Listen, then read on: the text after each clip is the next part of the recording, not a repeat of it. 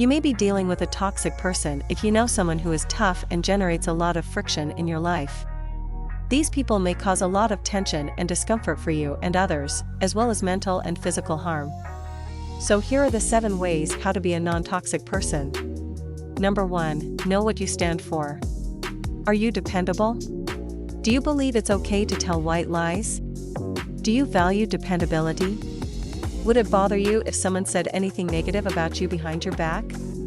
Many of the harmful things we do are the result of our failure to consider how they might affect us if the positions were reversed. We lose sight of what is significant to us or what is sensitive to us. Number 2. Cultivate your active listening. Make an effort to be more present and conscious in the current moment. Interrupting as little as possible is best. Nevertheless, if you need to clarify something, that's fine. Slow down, you don't need to talk over or interrupt to convey that you care. Listening is preferable. Ask follow-up questions if necessary. Maintain open body language and good eye contact. Set out with the goal of understanding and connecting in a constructive way. Number 3. Contemplate first, react second. If you're the sort of person who regularly reacts first and thinks second, it's time to reorder things. After all, if you're highly reactive, you are very likely to take this out on people around you. You don't want them to feel like they're navigating a minefield to be around you. Number 4. Forget your ego. A toxic person is determined to keep a certain image, even if it means being defensive or even assaulting people over things that don't make sense. Lying might also be a problem in this situation. No one can keep a flawless image all of the time. Deep relationships necessitate the acknowledgement of imperfections. They are comprised of the good, terrible, and ugly.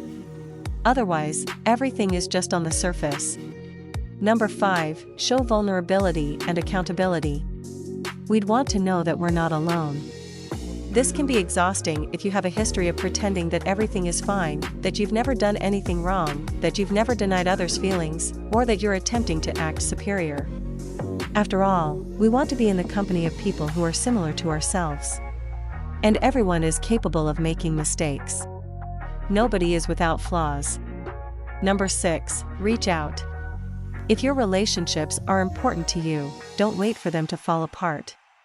It's not good if you're the type of person that expects others to do the work for you. Any relationship will necessitate some effort from both parties to ensure that you get together and actually cultivate that bond. As the subtitle says, it takes 2 to tango. Number 7. Assume positive intent.